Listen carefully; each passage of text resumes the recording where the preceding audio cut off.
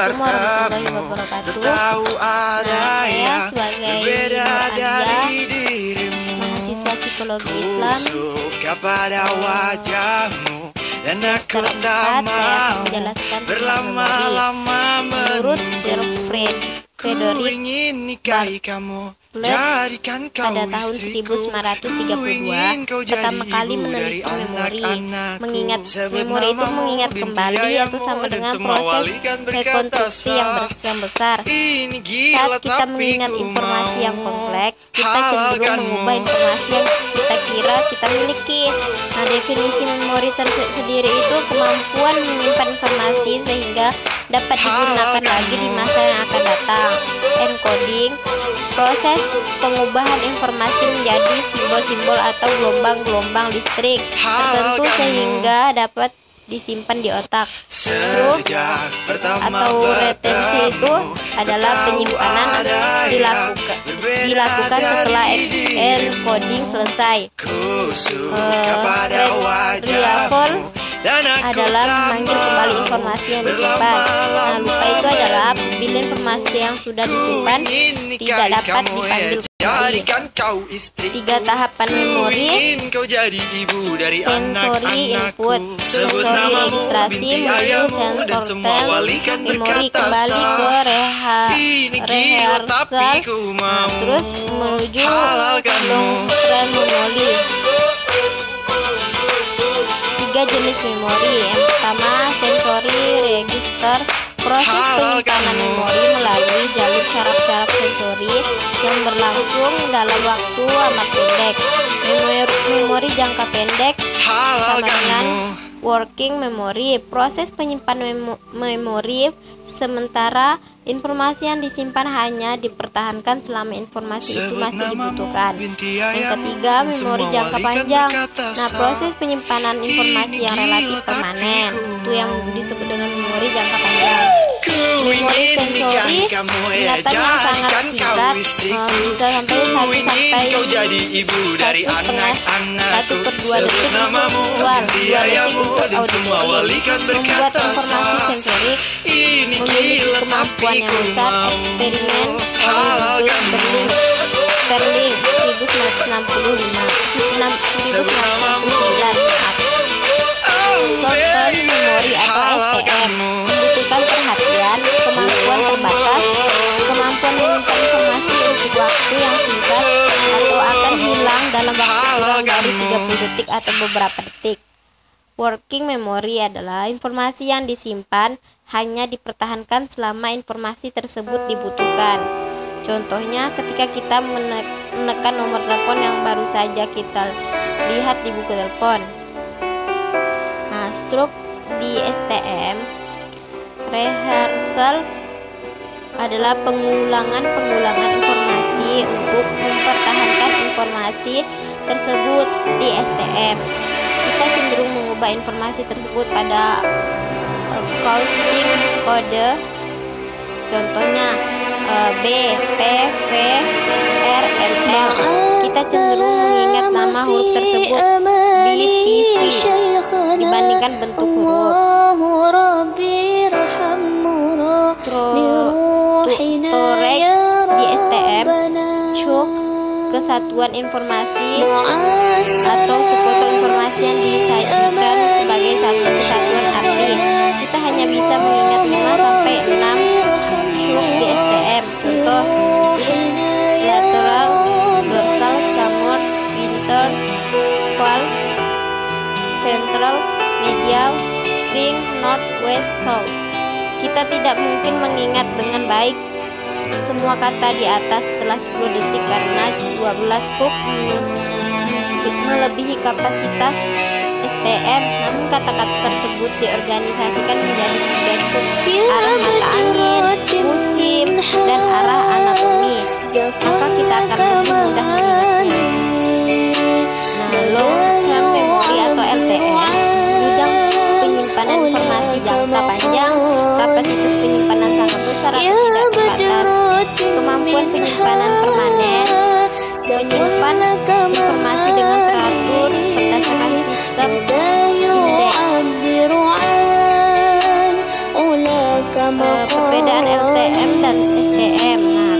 LTM itu memanggil informasi dengan sistem indeks. Kalau STM scan seluruh informasi di STM.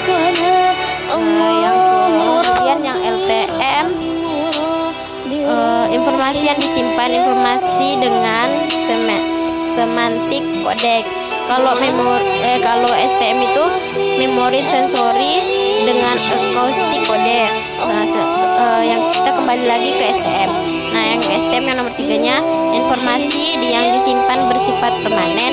Lupa yang terjadi di LTM bukan karena memori dihapus, melainkan kita tidak bisa memanggilnya untuk beberapa alasan. Nah, sedangkan yang di STM-nya yang ketiganya, lupa terjadi bila informasi tidak diproses, tidak ada pengulangan atau rehearsal, dan pengorganisasian informasi menjadi beberapa chunk. Nah, yang terakhir di LTM itu, LTM pertama diolah di hipokampus, lalu diteruskan ke cerebral cortex, bagian bahasa dan persepsi. Nah, yang terakhir di STM itu, STM diolah di frontal lobe, cerebral cortex. Selanjutnya, 3 tipe memori di LTM. Memori prosedural. Yang pertama, memori mengenai cara melaksanakan sejumlah tindakan dan keterampilan atau mengetahui bagaimana. Contohnya, mengendarai sepeda, memasak, mencium. Memori sematik itu pertama, memori untuk arti, meliputi pengetahuan umum, fakta-fakta, peraturan, konsep, dan proposisi atau mengetahui apa-apa. Contoh, tahu arti ayah. Reading, gitar. Memori episodik, memori mengenai peristiwa-peristiwa yang kita alami secara langsung dan konsep yang terkait dengan peristiwa-peristiwa tersebut. Kita lanjut ke tiga cara retrieval. Pertama, recall, proses mengingat informasi yang dipelajari di masa lalu tanpa petunjuk yang dihadapkan pada organisme. Contohnya worm, burger, bass, effort for the President of the United States in 2004. Koordinasi dengan petunjuk yang dihadapkan pada organisme. Contoh, in 2004 we bass for the President of the United States. Bob Dole, Al Gore, John Kerry, Jimmy Carter. Mempelajari kembali informasi yang pernah dipelajari di masa lalu. Jika waktu yang dibutuhkan tidak selama waktu mempelajari pertama kali, maka berarti kita masih mengingat informasi tersebut. Nah, yang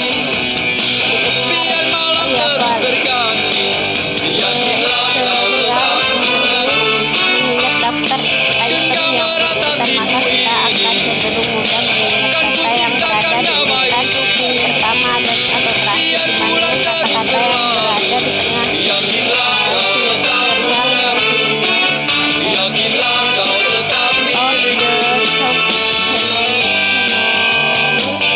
Serial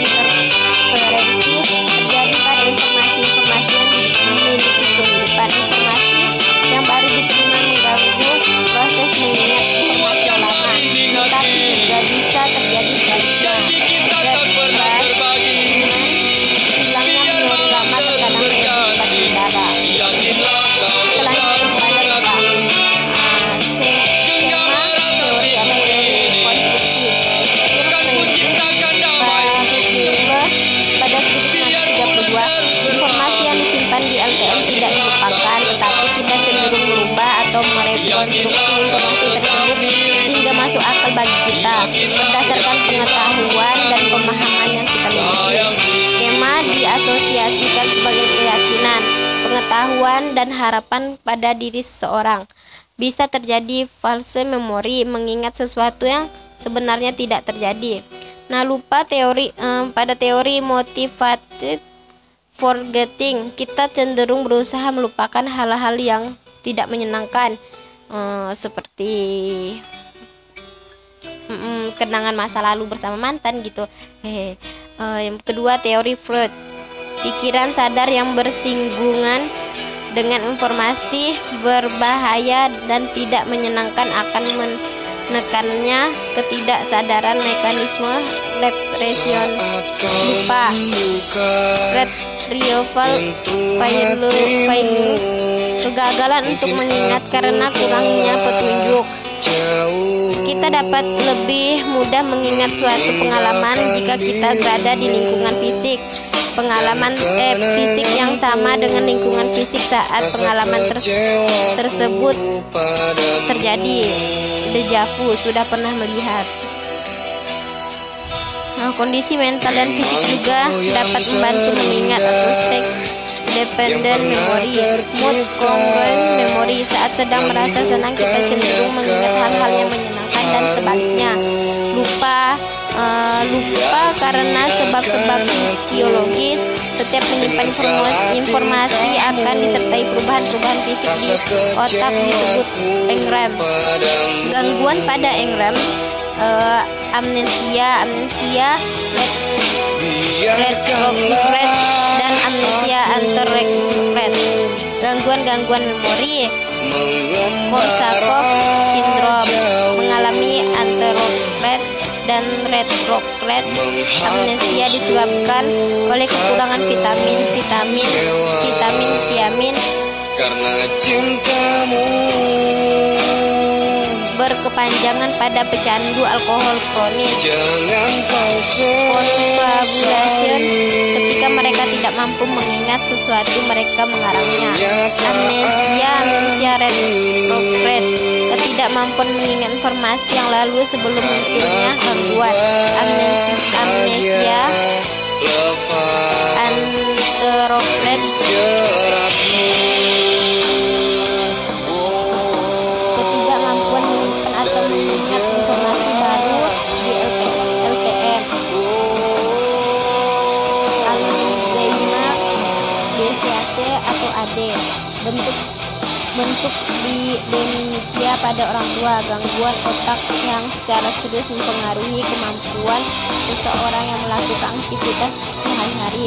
Gangguan pada otak meliputi kontrol pikiran, memori, dan bahasa, sehingga orang dengan AD mengalami kesulitan mengingat hal-hal yang terjadi baru-baru saja atau nama orang-orang yang mereka kenal. Mengingat